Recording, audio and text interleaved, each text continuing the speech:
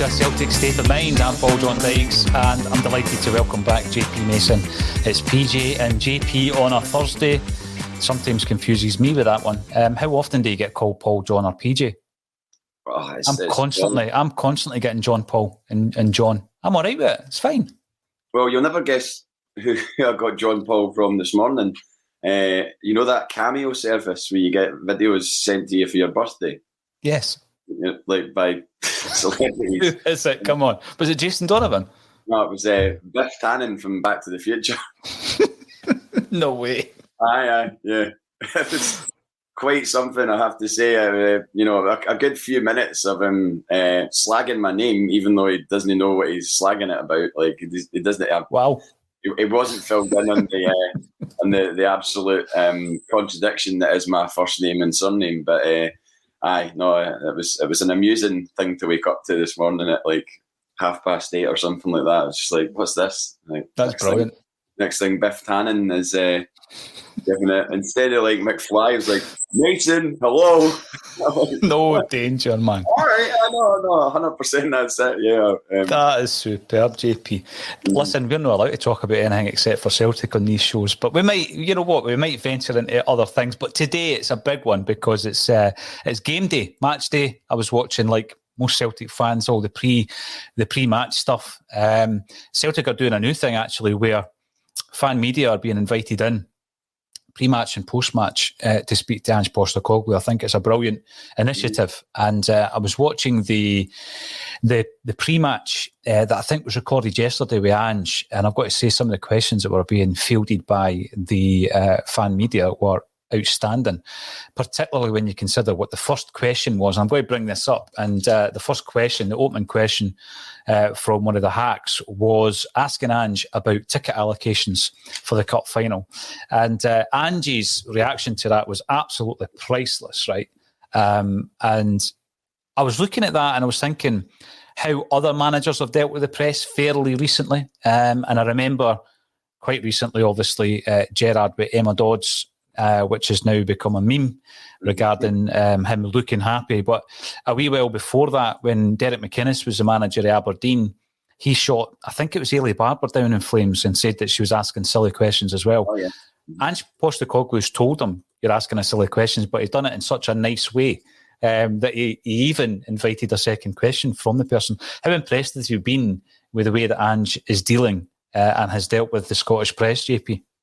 I mean, it's absolutely brilliant to see. And do you know, the way he responded to that question about the tickets was just like, it was so obvious. It's such an obvious response, but something that, nobody, it just seems like no one's ever done that before. Maybe I'm being ignorant, but I don't recall anybody, batting that back as successfully and as, he just did it with such, ease. And you're sitting there going, he's totally right. Why should he be answering questions about the cup final that's next month when he's there in a presser for a game that's the next day in Europe in a completely different competition?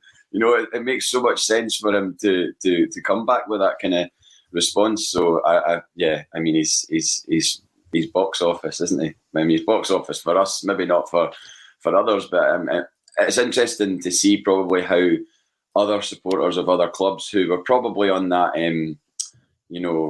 train of thinking, oh, he's going to be a disaster, he's going to be a failure. There was definitely a kind of groundswell of opinion that was like, this guy's a dud and everything else. And, maybe just poking fun at him a little bit as well and almost willing him to be a failure. And then they actually find out that he's a nice guy and can manage a football team. And so, I see comments from other supporters of other clubs. They're kind of like, this guy's actually all right, isn't he? So, no wonder if we are thinking that, then we're not kind of alone in that thinking. So it's kind of nice.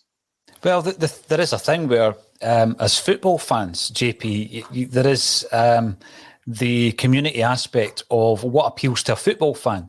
You can then have your individual associations with clubs, but there's certain things you see, be that a phenomenal passage of play, a phenomenal goal, a particularly cultured player, but also the humorous stuff that tremendously enough, is shared far and wide now with social media.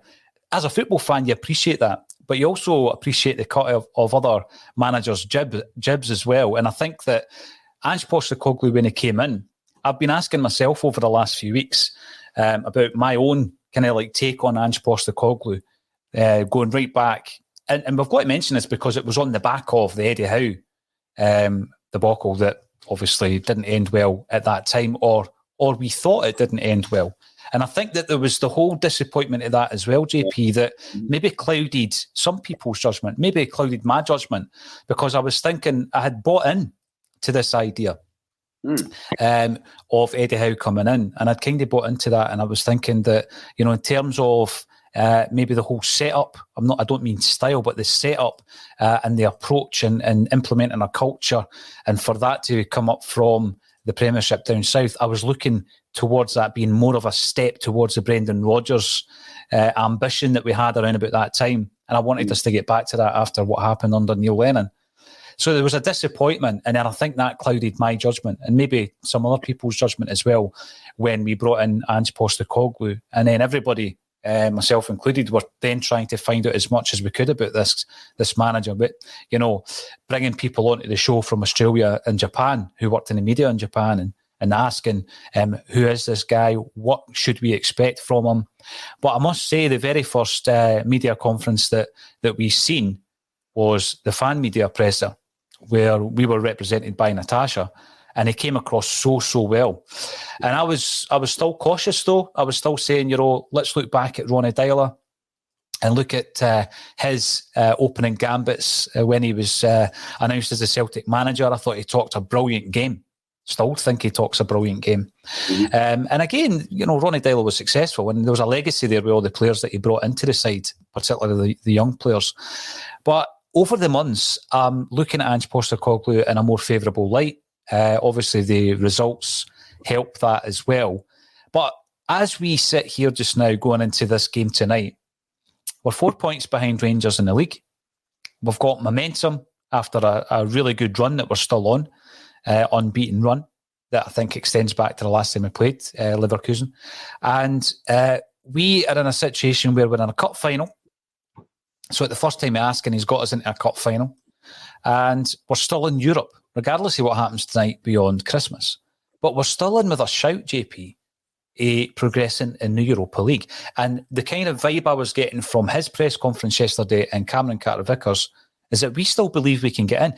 Carter-Vickers constantly spoke about belief that we can actually progress in this tournament. I think it's sensational that we're in this position, particularly when we look at the predicted 11, because I'm looking at this predicted 11 that I've written down here, and I'm thinking, wow, imagine showing anybody on the ACSOM panel a team that had Ralston at right back, of course, Welsh at centre-half and Beaton at centre-midfield, yet going into tonight's game thinking, you know what, we might still get a result tonight. How sensational has Ange Postecoglou been since he came in? I mean, when you go back to thinking about when he first came in, I think, you know, I remember us speaking and being like, not to sort of dwell on our age, and God, I can attest to being a year older now than the last time I spoke to you. So I'm moving into that another decade, or further into another decade, should I say, of following Celtic. But you and I have got the memories of John Barnes. Like I was a season ticket holder in the John Barnes season. So, you're very wary of people that are coming in that aren't tried and tested. And, as much as Ange Postecoglou has been successful elsewhere, he's not been successful in our world, and I know football is a global game, obviously, but our world is kind of the goldfish bowl of Scottish football or UK football, if you want to call it that. And he hasn't, up until this point, done anything in that world. So that's why I think we were all apprehensive. But I don't think anybody really, I can't remember anybody really going, 2-footed on him and being like, nah, I'm not a behind disappointment and everything else. I think we're kind of all a bit intrigued as to how this was going to go. Because if you also remember, we said we can't get this appointment wrong. That whatever's happening with this guy, it has to be the right move. It can't be wrong. There's too much at stake. There's too much, just absolute chaos from last season to tidy up.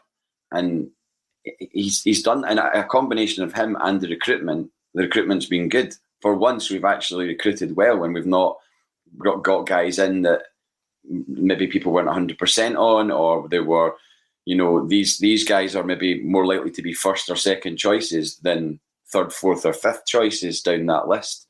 And I guess that's what will happen if you get your first or second choices, and then they're going to play better and perform better and work better under his system. He obviously said this is the type of players I want to get.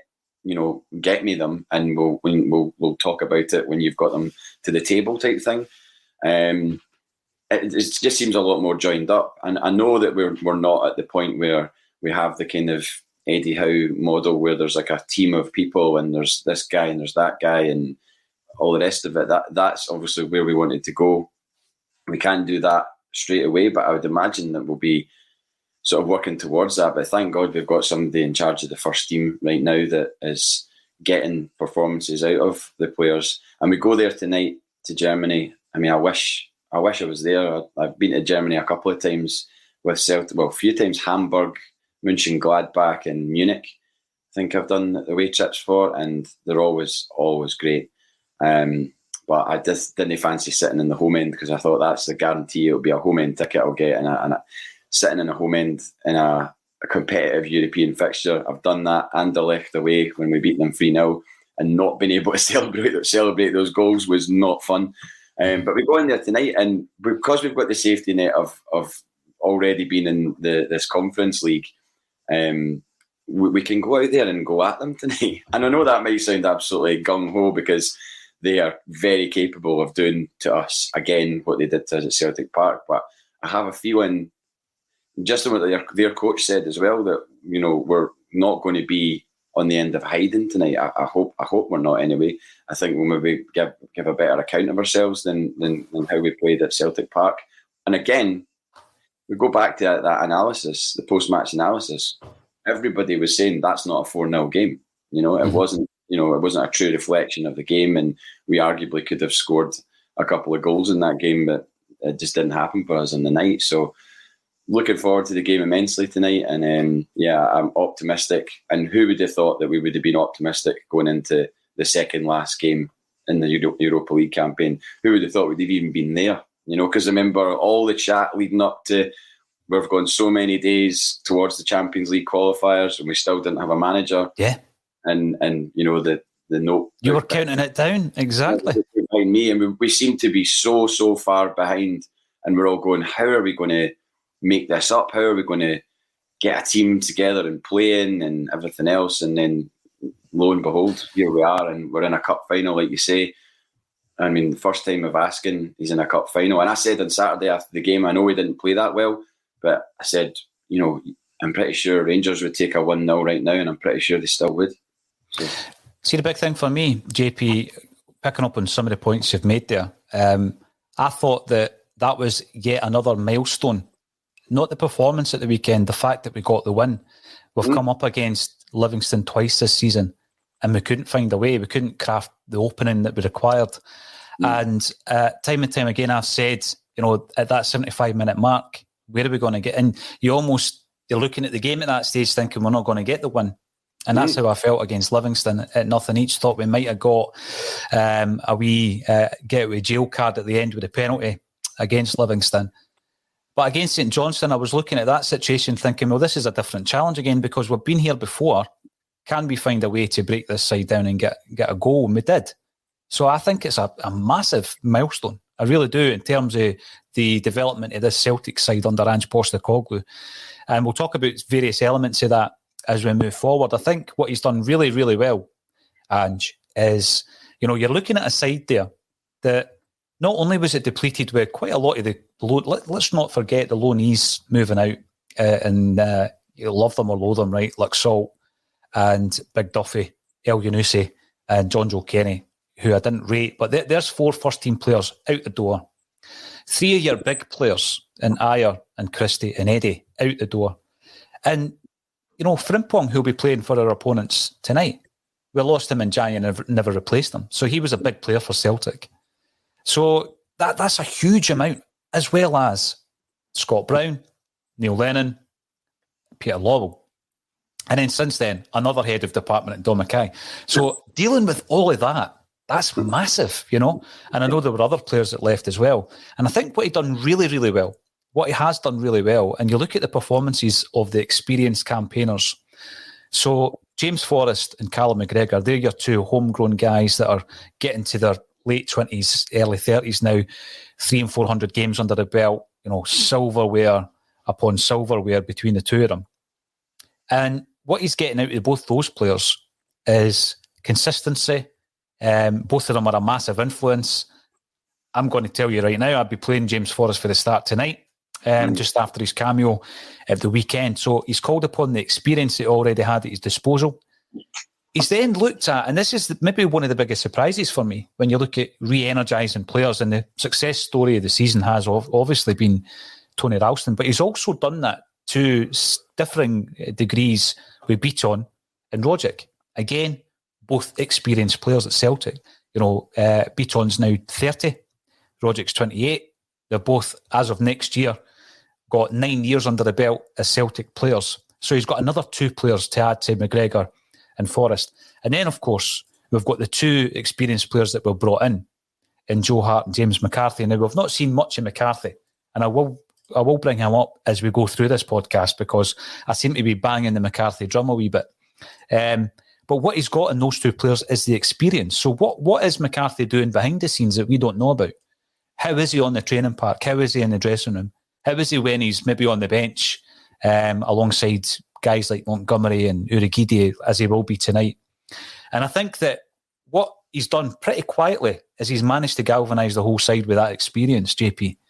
And as I say tonight, for me, you've got to start with James Forrest. So I'm going to ask you, I'll run through what I expect the starting lineup. I don't think there'll be any. I don't think he does throw any surprises in, particularly in big games. The biggest surprise perhaps was not starting Kyogo against Livy, for example, or maybe starting Kyogo out in the left. But he seems to learn pretty quickly from any mistakes or tiny errors that he makes.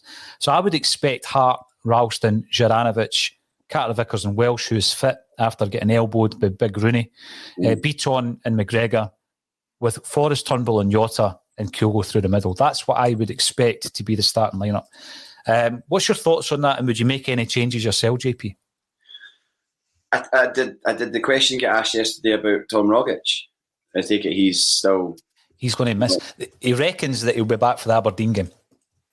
Okay, so Sunday. Well, fair enough. No, I think that lineup seems to almost pick itself. But I think just what you're touching upon, like with the likes of Tom Rogic, Nir Beaton, Ralston, these guys have been part of the side, but they've not been. Tom Rogic hasn't been a main player in a Celtic shirt. I can't remember the last time he played. If he ever has played a chunk of games, where he's played the majority of the 90 minutes week in, week out. So yes, he has done great things and there've been great moments, but he hasn't been that guy that sort of can really, really, truly look himself in the mirror and say, I've earned this medal. Like, I know that obviously you could argue and say, well, of course he earned the medal in the final when he scored the winning goal, but I'm talking about a league title. Can he look at those league titles and go, I've contributed to, 80-90% of these games? Probably not. No, I mean, we know how much Tom Rogic has played or not played. Nir Beaton the same. Like, not, and if Ange Postecoglou has got them fired up to be that player and to be that person that can look back at the season and be like, well, I played in this game, and this game, and this game, and this game. And then you've got Tony Ralston as well, who's 100% not being part of things. But he's got him fired up as well. And, there was a lot of talk about hunger on Sunday from certain quarters. These guys are hungry for success. And we've seen it in the past when when another team wins the league or wins a cup, it's kind of hard to take that, and to see that happening. And that for guys like Forrest and McGregor, they're like, well, we're used to winning this and we want that back. And they're being surrounded by people who are hungry, so that'll be geeing them up as well. And it's kind of obvious to see. And then you've got the new guys that have come in who've never won anything. I mean, what's James McCarthy won? I don't know if he's won anything in his career. Maybe obviously promotions potentially, I don't know. And then you've got Kyogo Furuhashi, I'm sure has won stuff in Japan, but I mean, to be part of this is, I mean, we know what size of crowd he used to play in front of in Japan, and it was, pales into insignificance compared to Celtic Park, for example. And you've got Jota as well, obviously completely hungry, and Abada as well. All these guys are all desperate to win silverware, and we are desperate to win silverware back because we didn't win anything last season. First time in however long, I can't remember the last time we went trophyless in a season. So, and as it goes to show, those trebles, those quadruple trebles, as we were shown on Sunday, they're not easy to do, and it makes it all the more remarkable. It really, really does. As time moves away from those trebles, that they're only going to, magnify in importance and, I guess, reverence is another word. I think it's an interesting point you make there about a trophyless season, because last season James Forrest is out for massive parts of the season, and we don't win a trophy. The last time that happened was in James Forrest's breakthrough season, and I say breakthrough, only made a couple of appearances, and that was the season under Tony Mowbray. 2010. Yeah. Lenny comes in on an interim basis. He wins the Scottish Cup the following year, and then the first of the 9 the year after that. So we've not had that since Forrest wasn't a player, and I think that's huge to point that out because Forrest is a winner. He's a winner at the top level at Celtic. I think what we need to try and get is maybe by designing a wee bit of fortune is that right mix of players who are hungry to win as Celtic players, who are hungry, like you say, with McCarthy, although he did win let me double check here, he won the FA Cup with Wigan. Oh, right. And the Maloney side. Yeah, 2013. Yeah. And the Scottish First Division with Hamilton Accies. But these guys, it's like what Samaras said, JP, at the end of your career. I think there are certain players who get to a stage where they're thinking, right, I want some success now. I've got the money, the fast cars and all that kind of stuff. Now I just want some medals to show for my career. I thought Samaras spoke brilliantly about that, near the end of his Celtic time. So you've got a good balance, whereas last season, I don't know how much I bought into it, but last season apparently we had guys who were sick of winning. I still can't get my head around that, but we've got the guys at Celtic like McGregor and Forrest who want to prove to the fans, and hopefully Beaton and Rogic and a few others who want to prove to the fans that, last season was an anomaly and a one-off. And then you've got other players coming in who want to win major honours at the club as well. A player like Jota, and we'll talk about him as well. He's more or less at the beginning of his career, and to get off to a kind of start at Celtic where he gets used to winning, and that's the culture, then obviously that will assist him moving on to wherever his next destination will be. But one thing that interests me is looking at that starting 11, I'm pretty confident with that starting 11. As I said before, we've got Juranovic playing out of position. Tony Ralston 6 months ago, no one would have picked him at right back. Stephen Welsh, if you had said to anybody at the beginning of the season that would still be playing Welsh moving into December due to injuries, that would be a concern. And then Beaton at midfield. But it's not a concern because Ange Postecoglou has built a team. He's now getting them playing in his style.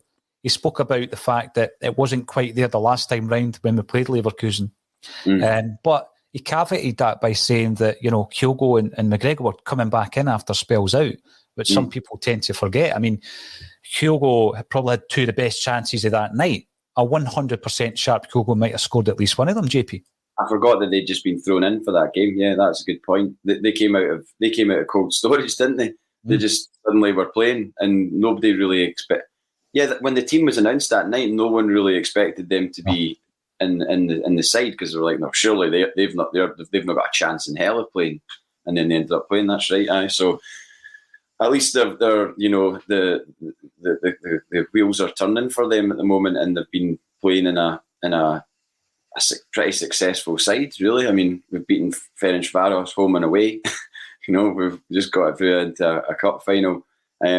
Just when you mentioned something about Samaras and what players have said afterwards, I don't know if this is a recent quote or if it's something that's been flying about for a while, but James Forrest, I saw someone share it on Twitter. James Forrest apparently said, I've spoken to players who have left here, and probably more than you would think, who've regretted leaving Celtic.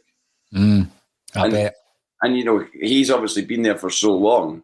So he's, you know, there's a fair amount of players that James Forrest will have, you know, become pals with or, you know, acquainted with.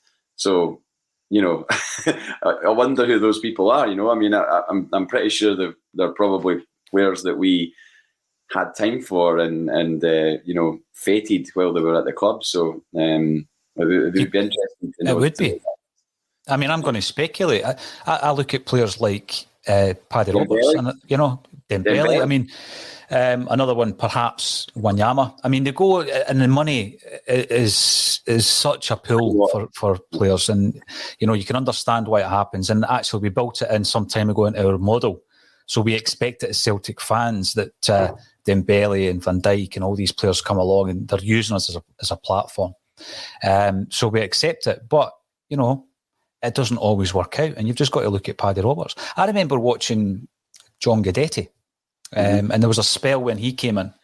Remember, he scores against Inter Milan in the 3-3 game, and there was a spell where he scored a hat-trick against the Jags midweek in the Cup, and he was unplayable. And I know it was Partick Thistle, but he was on a run of form at that stage where you thought he was just going to score every single game.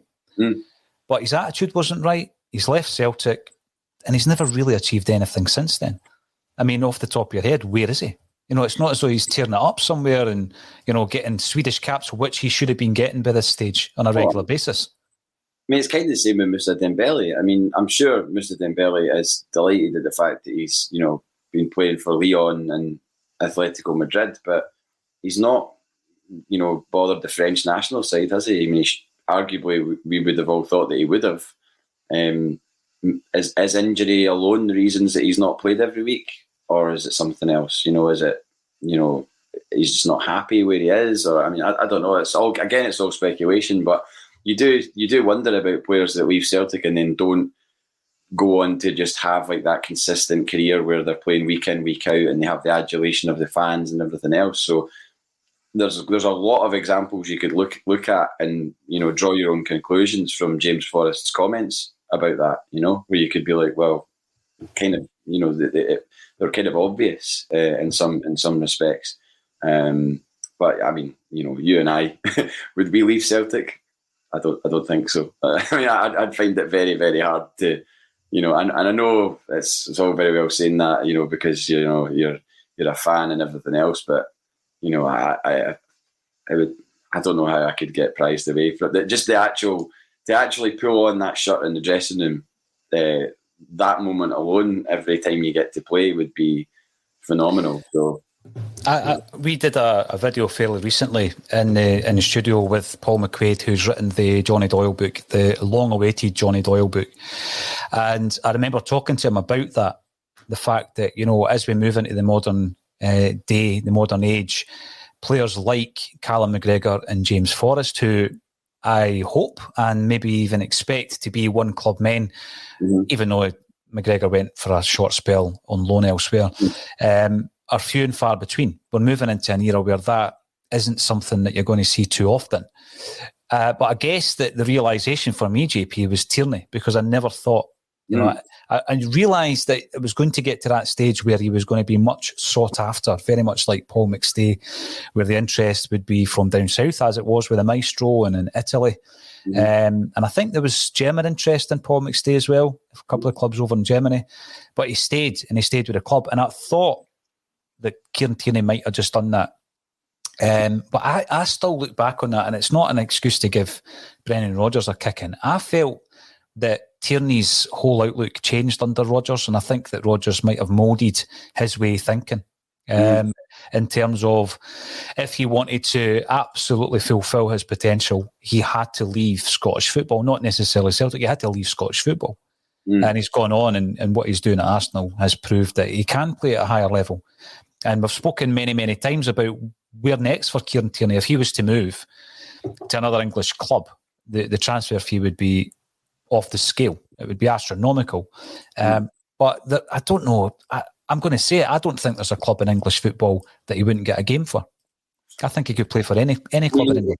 He was a once in a generation player, really, isn't he? In that position, like I think everybody was kind of hoping that we would have another Kieran Tierney waiting in the wings, but I mean, it doesn't. You and I know that it doesn't work like that. And I think you saw John McGinn's performance against Denmark. I think he's in the same mould, and we, missed a trick so badly by missing out on him. I mean, I don't know if we'd have kept hold of him for a long time, to be honest. I mean, maybe a couple of years max, but I think the bright lights of the Premier League would have become too appealing for him, and purely again because of his talent. I mean, I think if he was playing for Celtic in Europa League games, or dare I say it, Champions League games, his value would rocket, and it would become very sought after. I think playing for Celtic, the big guns down south would want him. But Tierney, I would imagine Tierney still has a lot of moments where he's wished he was still at Celtic. I know he's on eye water and money and all the rest of it, and people would probably, there's a lot of people I know that would be like, oh, come on, don't be stupid. Of course he's going to be happy down there. But I mean, there's elements of Celtic that you can't get away from. I mean, like the fans on Saturday at Hampden were unbelievable. Like it was a really, really great atmosphere. I know it was the first time we were back at Hampden since we won the League Cup in December 2019. So there was that kind of excitement, but just the level of there was something about the atmosphere. As soon as we walked in, I just kind of had a really good feeling about the night, and then the tributes from the Green Brigade for Bertie Auld were just, like 10 out of 10. I don't think they could have been done better, and that went all round, football, and in a really good positive way, and showcased Celtic fans as being, up there with the best of them, and it was great to be a part of it, even though I wasn't part of it. I mean, I didn't have anything to do with that. I mean, credit to the guys that did it. You saw that video of them making it. It was class. Just seeing how much work goes into it, and it's incredible to see the detail that's mapped out. With the every little bit has to be coloured the right way in order for the head to look exactly like the picture, and it's just it's a far cry from first year art at St Kent's in Blackburn, that's for sure. I mean, if you showed that to me in Mr. Claybeck's class in 1993 or whenever, I think my head would have just popped, Well, there is that thing where I remember probably on Twitter. It was probably Twitter, to be fair, with the kind of crack that goes on there, where you see these guys at games, be that a Newcastle put it, and it's basically a bed sheet with someone out. You know what I mean? Ashley out, and he says, imagine that guy at his kitchen table and his wee bairn coming up to him and saying, "What are you doing, Daddy? What are you doing with my bed sheet?" But on the flip side of that was the absolute commitment and the professionalism that goes into these displays is astonishing. And I'm glad that video was shared. I had said during the week, JP, and I don't know if I was getting all sentimental about it, Kevin Graham style, romanticist and all that kind of stuff, but I just felt that after that 67th minute, it breathed life into the team. Do you buy into that? Yeah, no, 100%. I mean, obviously, it was palpable. It went up a few gears, and it really genuinely galvanised the people, the crowd, to sort of go for it in a way, And I mean, how could you, as a player, not be inspired by that? I don't care what anyone says. When you've got first class supporters doing things like that, and you're getting the backing from them, how are you not going to find an extra couple of yards? How are you not going to want to try a Rabona? How are you not going to, take a risk, and that's what football's all about, is taking risks. Because if we've seen so many times teams set out their stall against us and they don't take any risks. They just, stick to their game plan. We're going to defend, sit in our own half. Whereas Celtic had to throw caution to the wind, and we got our just rewards. I don't think anybody could deny it that we deserved to win that football match. Despite some people moaning about a supposed handball from Jota. I mean, I don't know about that. Like in the lead up to the goal, I don't know if we didn't deserve to score the goal because it was a coming together of the two players, and it wasn't like he handballed it into his path or anything like that. It was not for me anyway. So yeah, I mean, I would definitely go along with that line of thinking that the fans played a part, no doubt. Without a doubt. Thanks everybody for getting involved in the comments section. Our very own Kevin Graham is in there chatting to people who are watching ACSOM on various platforms. I'm going to bring some of the comments up. Boulder Highland Paddy, hail from a cold and windy Cork. Well, hopefully you enjoy the game tonight in some comfort. Paddy Lavery comes in to say, PJD, is it your brief to talk about the ticket allocation for the cup final, mate? That was just priceless. Just a look on his face. And then later on, he gets asked about the Christmas advert, and he was kind of sitting there thinking to himself, what's going on? We're in a big European game here. Come on the hoops, David Bradley says, and Scott Howe, welcome back in. Hail, everybody, buzzing for the game tonight. Going for a 2-2 draw or a 3-2 win for the hoops. Either or would do me. Absolutely. And KS Caretakers, afternoon, boys and girls. I'm going to finish off this wee section by bringing up Bruce FM. Even though I expect us to lose, I'm still excited to watch us again this evening. I think that says a lot about the job Ange is doing. This takes me into Ange's, I think it's a really good point, because it takes me into Ange's press conference yesterday, where he was talking about Bayer Leverkusen as being a Champions League quality side. And he appreciated that any mistakes that we make will be punished tonight. His words were that we were going to go out and take the game to them.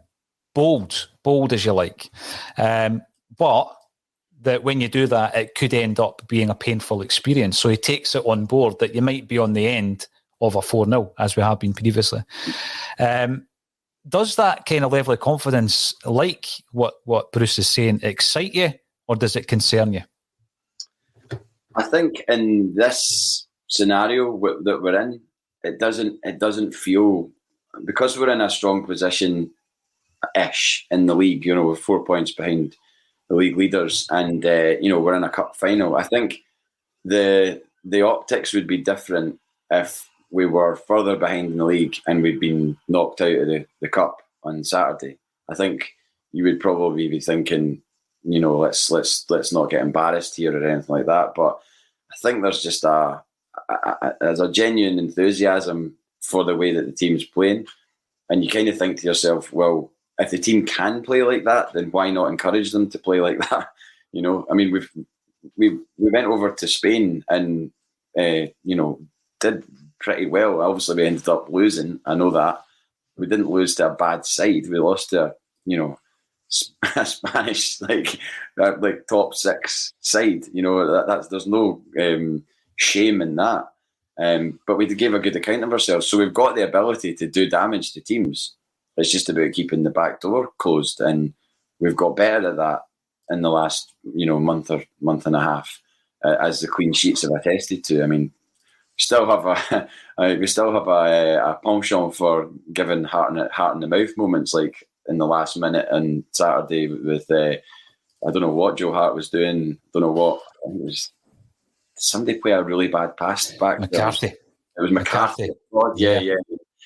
McCarthy's back. I mean, we don't need any of that tonight for sure, because we're away in Germany and you can't have moments like that, and you don't want them to sniff blood. What I'm trying to say is they can't have that opportunity to sniff blood, because it just sends shockwaves throughout the whole side. So just keep that to a minimum and see how the boys up top do, because again, we know from the composure of Kyogo Furahashi's finish against Ferencváros, to take that touch and then beat the man and then finish so coolly, he can do that. He's got real ice in his veins in those moments. And those are the moments that separate a normal player from a phenomenal player. And I think he's a phenomenal player. I don't think there's any doubt about it. We're seeing a player in him that is up there with, some of the best players that we've seen certainly in the last 20, 30 years that I've been watching Celtic anyway. He sticks out like a sore thumb. He's got and again, he's got the work rate as well. It's not just the skill. You saw the pressing from him that led to Xander Clark sclaffing that shot that led to the goal. From him, he's just eager to run around and press the life out of defenders and the goalkeeper of the opposition, and it's great to see. It is.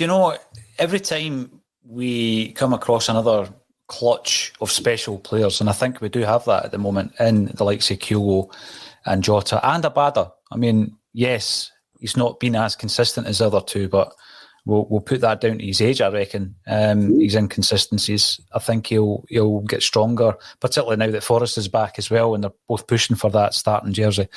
Every so often, though, when that happens, JP, where you get the kind of stars of the show, I always think about this policy that we've had. We've mentioned a few of the players that have come and gone. They've used this as a platform. There's a kind of 3-year turnaround. Edouard probably stayed a wee bit longer than we would have expected. But because of the circumstances, that's probably put paid to that. And we probably got less money for him as a result of it as well. The pandemic and everything else. Oh, yeah.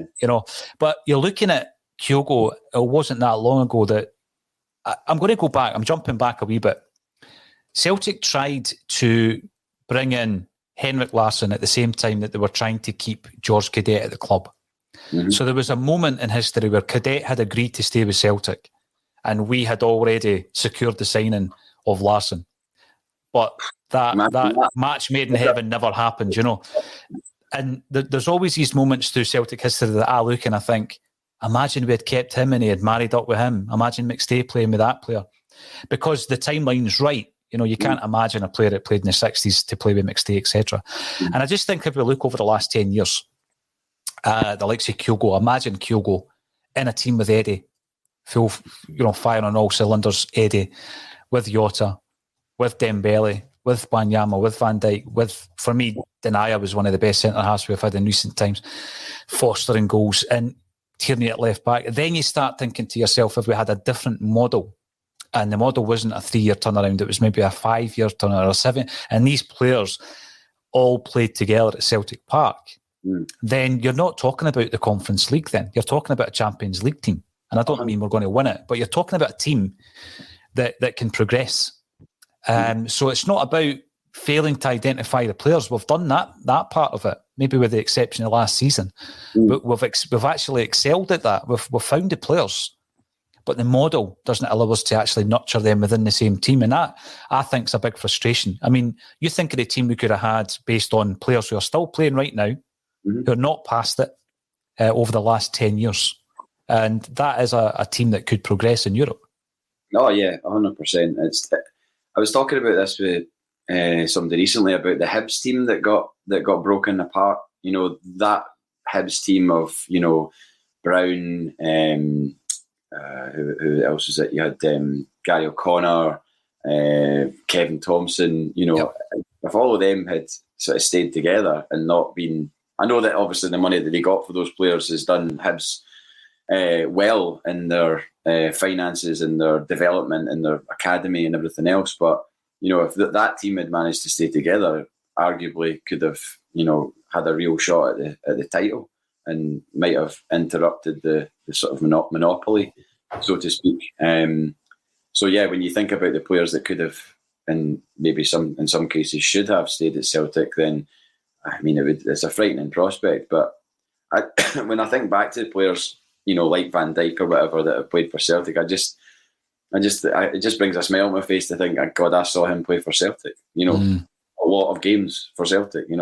Season ticket holders. I saw him, most weeks playing and excelling for Celtic and scoring ridiculous, goals and and just cruising through games with a cigar because you just knew that he was far better than everybody else. I mean, that story of him some guy running alongside him, and he said to the guy, "Mate, didn't bother. I'm too good."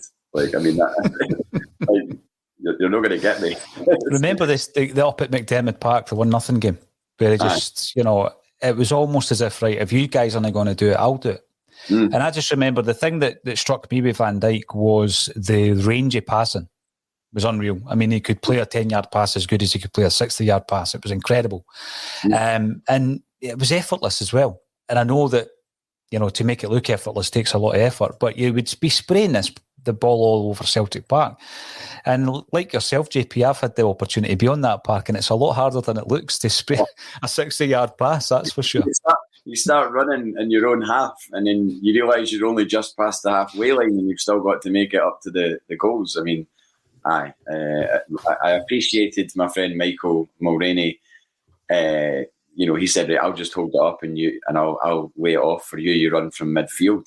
But I mean, he'd done the first half. I only did the second half, so I mean, it was absolutely knackering, but great fun. So just again to reiterate, you only played one half, but you still scored a hat trick. Am I right? Correct. Astonishing. Martin Lyle's got nothing on me, and actually a penalty as well. I scored two from open play and a penalty. So there you go. That's incredible. I hope you get the video of that. So we're talking about tonight's game, and I was looking at some of the players who are out. So we've got Tommy Rogic out, Julien, almost a year since he collided with that post now. Right. JP Starfelt still out. Giacomakis apparently still got an issue with his knee that they're going to be looking at. They're all out for tonight. Rogic will be back for the weekend, and Starfelt won't be far behind them. But what concerned me a wee bit is when Rooney went into Welsh the other day there against St John, one of the down points of that game for me was the fact that that didn't result in a red card. Again, another horrific decision.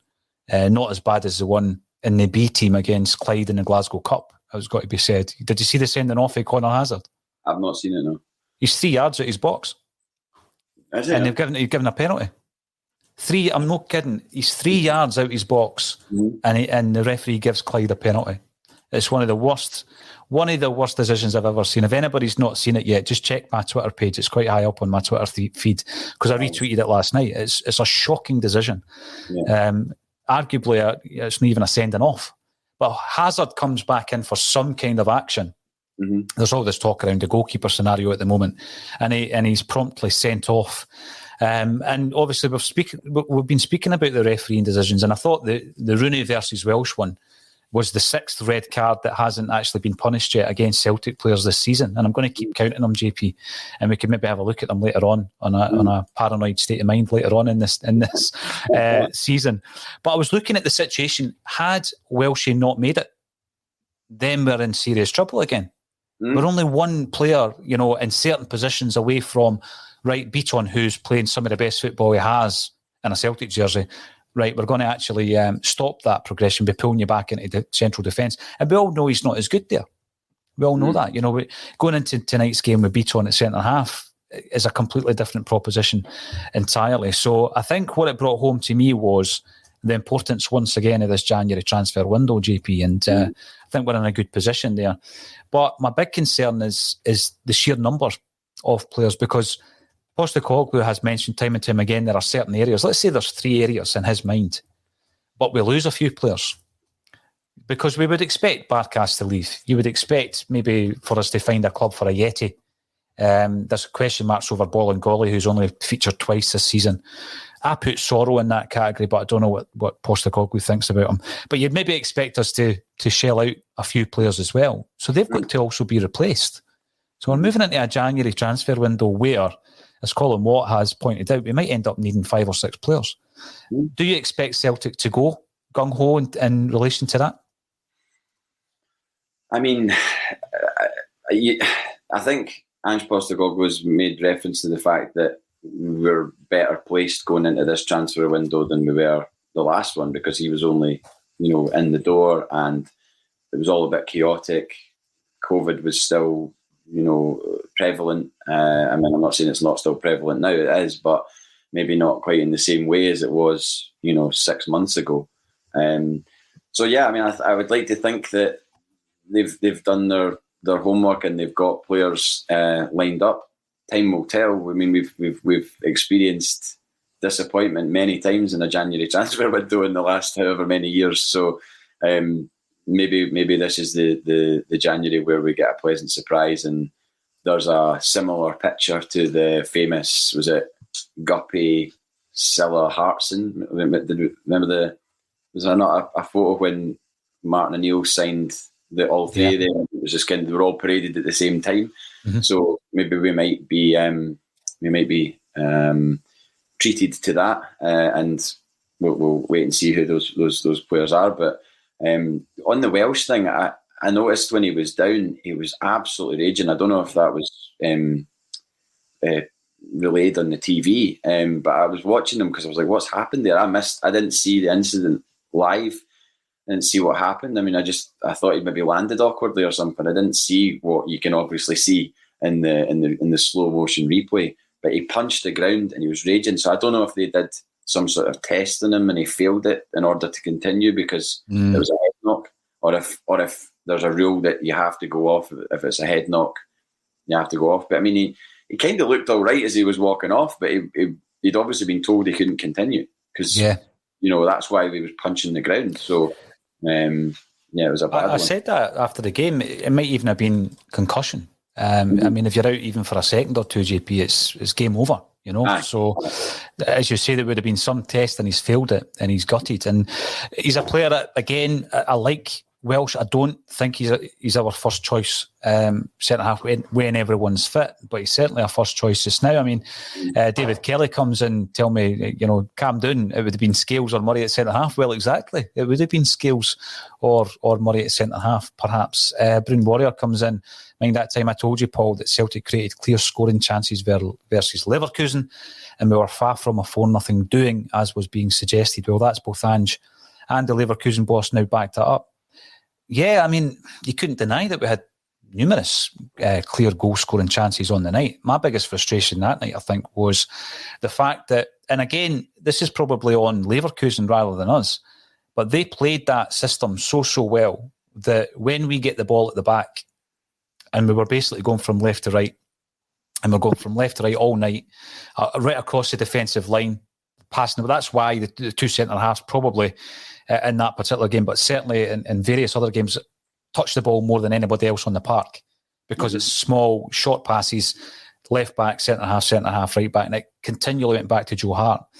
And I think my biggest frustration that night watching that game was that Leverkusen sussed that right out and knew how to play that to the point where eventually what would happen is Joe Hart had no options. So he had the ball at his feet, and the only option he had was to pass it back to one of his defenders.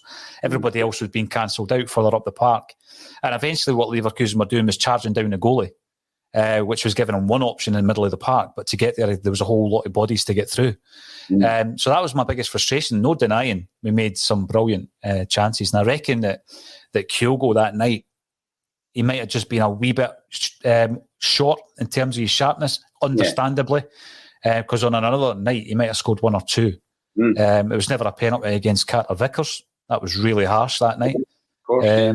David Turnbull on the first goal, that's just a poor mistake. He was in two minds, looked as though he's maybe hit the turf. And the other two was Ralston losing the ball in the kind of centre circle area and it left the defence exposed. So, yeah, I absolutely get that. I find it difficult, though, when you're getting beaten 4-0 at home to come away and say it was tight, if you understand what I mean, JP. I find that difficult. I think it's going to be a different game tonight. Absolutely do. And the Leverkusen boss spoke pretty highly of Celtic and Ange Postecoglou's approach to that. If we find ourselves in a situation, however, like we did against Betis, I think, despite the fact that Ange talks about, a system and he's going to continue to deploy that system, I think we've learned a far greater test and a far more over the last couple of months than to throw away a couple of goals as we did that night. And I think if we take the lead, you'll see a far more cautious display. I mean, there is this belief that no matter what, it's rip-roaring, it's free scoring, it's never boring. But if we go to Germany tonight and we get the first goal, and by the way, we're good at that away from home, do you think we can afford to go for a second? I mean, surely you call canny with that, to use an old expression. I mean, other managers might, but I mean, I think I think the instructions will be to go for it.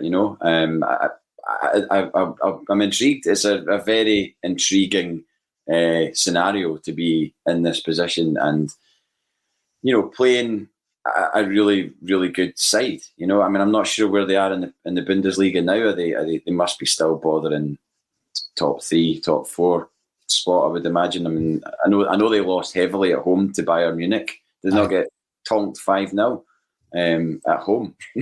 I mean, that's Andy Henkel was talking about their form earlier on this week as well, and the fact that I think they've won 2 at the last 8 games domestically, so they're not in a good run of form. We are, and of course, in a game like this, sometimes the form goes out the window. But I just think it's all about momentum, JP, and the confidence that brings, and being low in confidence and trying. It's like a light switch. You just can't flick it on and off. Well, you go back to Martin O'Neill days, and we were playing so well in the league that those performances were just carried over into, didn't matter the opposition. Liverpool, Blackburn, Celta Vigo, Boa Vista. We were a good side, and a good side going up against anyone was confident of getting a result. So it's kind of a similar situation here, whereby our form, like you say, our form's good. And yes, we are going up against a big gun of German football and arguably a Champions League side, but that could potentially bring out the best in these players. They certainly have done it and know they can do it. It's one of those things where it's like, if you've done something once, you know that you can do it again. And what's to stop them doing it tonight? Just have to hope that there isn't any silly mistakes that kind of crack the momentum early on, because one wonders what it would have been like at Celtic Park if we had scored the first goal against them. I'm not saying we would have won the game or anything like that, but I don't think it would have been a 4-1 as a 4-1 reverse. I think it would have been a tighter game. I don't think we'd have gone 1-0 up and then they'd have come back and scored 4. We might have got beat 2-1 or something like that, but I really don't think it would have been a 4-0. I think you lose that first goal at Celtic Park in that type of game, even although it was a one-off game and it wasn't a two-legged game, it still sucks the life a bit out of the crowd, and you're looking for something to cling on to get back in, and we never got that. We just conceded again, and then you're looking for a miracle after that.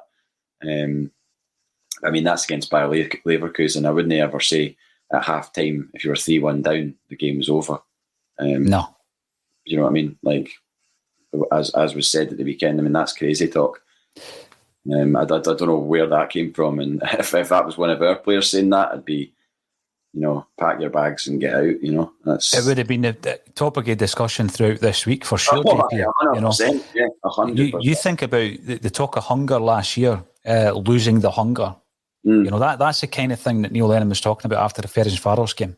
It's exactly. It's a complete replica. That moment that he said that was a chink in the armour, more than a chink in the armour, and what Lennon did last season and gave away information that shouldn't have been given out, that made us question every single player in that side. Yep. Who doesn't want to be there? Who's the guys that want to leave? And that's exactly the same as what's going on right now. Look, because I've seen it online, seen them all going, who are they talking about? And then they're all, there's doubts, there's question marks over all these players' heads now. I know. And then all of a sudden, this player doesn't look interested. Look how he reacted to that goal. He never celebrated that goal. He must be wanting to leave. And you know what? The big thing for me, and I remember speaking to David Lowe about Fergus McCann and the takeover in the 1990s. And I always looked back on McCann and thought to myself that no matter what, it wouldn't affect him. No matter what happened, right? So he had this firm belief that this was his goal, and he had this incredible plan that if he does the plan from A to Z, he will reach that goal. And he proved actually that he was right. He was 100% right. Mm-hmm. And I always looked at Fergus McCann as being this wee steely figure who could never be swayed from his state of mind, if you like. No matter what happened, no matter if you boo him when he's unfurling a flag or, it doesn't matter what happens. He would never, ever be swayed from this path that he was on. And that was the feeling I had about Fergus McCann throughout my Celtic supporting life. And then I was talking to David about him, and I did ask, because it's always intrigued me, having that steely determination, JP, and never be, no matter what the pressure is around about you, just not changing your journey or your route. Never ever showing any kind of weakness, really, because I don't think McCann ever showed any weakness at his time at Celtic. And David Lowe says, thank God he didn't. He? I know. And he took anybody who was against the club, he took them on. And David Lowe said there was one time where they were sitting in what used to be Terry Cassidy's office at Celtic Park, and they were overlooking a queue of people who were queuing up, not to buy season tickets, but to buy shares in the club. And he turned around and says to David, it was that what if question. What if we don't pull this off kind of thing? Yeah. There was a moment of doubt in his mind, but I think very quickly got back to that Fergus McCann that I've just described, the steely, determined wee guy that's never ever going to get swayed. The minute somebody who you hold in such high esteem shows a weakness, and I'm not comparing Golson to Fergus McCann here, but if you look back to Rogers, I felt that he had such a fixed focus on what Celtic were, the culture, what we were aiming for. We were all in it together, and it was the Holy Trinity. When he started giving interviews about Terminado and all that, that's when people start doubting what it is you're doing. Be that the fans, be that the players, and it actually starts working its way through. It's a psychological thing in many, many ways, JP, because you always just felt, Brendan's got this.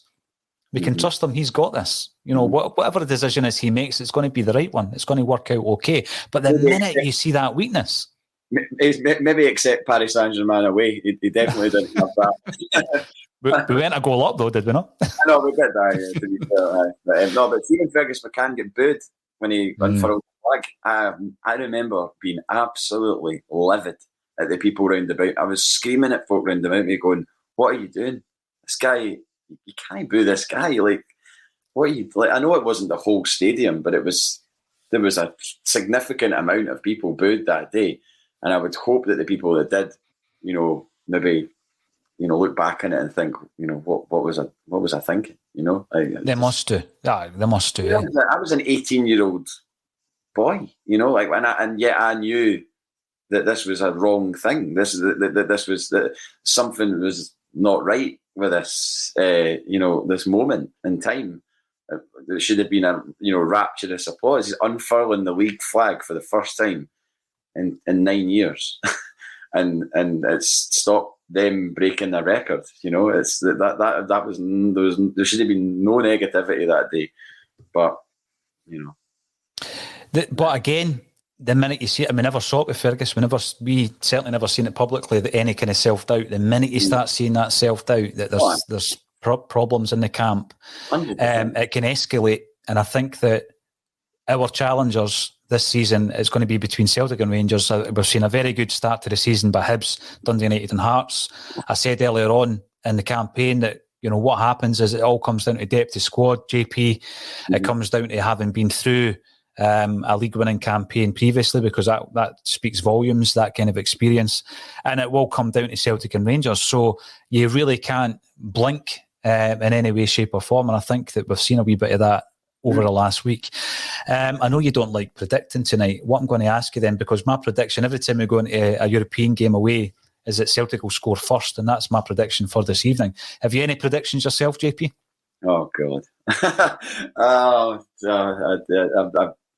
I dabbled with putting lines on, and then I never had any success. I wasn't betting big or anything like that, but I never had any success, so I just stopped. So asking me a score prediction, I've got a funny feeling we might get a draw. A score draw of some sort, maybe 1-1, something like that. But it really just depends on. It's such a fascinating encounter. It really is. Out of all of them, this is the one that I wanted to go to as an away trip, purely for going to Germany, because I love Germany and it's an amazing place to go, and especially this time of year when there's a bit of a frost in the air, and it's just the atmosphere will be great tonight. but also because of the encounter. I think it's going to be a great game of football, I think. And my head is saying we're going to get absolutely battered, but my heart is saying a draw of some description. So I'm going to go 2-2. I know someone predicted that earlier on. I'm going to agree with that. There's a lot of comments coming in just before we go around Fergus McCann and the importance of McCann to Celtic Football Club. Oh, yeah. And I've always said, and there's been many, many other people who are so important to Celtic, and so many figures who were important behind the scenes at Celtic as well. And but if I look at Brother Walfred being the guy who created Celtic, and I know there was others involved, Johnstone being the man who made Celtic what they are in terms of a European renowned and potentially global name. Mm-hmm. McCann's the man who saved Celtic and has given us, his legacy is what we've seen over the last 10 years. His legacy is 9 in a row. His legacy is that stadium. It's the quadruple treble. Yeah, we've had a lot of good people in charge since then, but without Fergus, none of that would have been possible. Just going to remind everybody, we've got a charity weekender coming up on the 4th and 5th of December. We will be announcing very soon who will benefit from the fundraising. We've already announced quite a few other podcasts who are going to be collaborating with the Celtic State of Mind. On that particular weekend, there is also going to be a game against Dundee United at Tannadice that we'll be covering, as well as pre-recorded interviews, etc., that we have been keeping in the archive, and we're going to have them fully produced for that weekend as well. We'll be raising cash for those underprivileged at that particular time of year where they need it more than ever. They need our support more than ever. So looking forward to that. If you haven't done so already, please subscribe to A Celtic State of Mind on YouTube. We create content every single day. All that's left for me to say is thank you once again, JP Mason, for joining me on A Celtic State of Mind.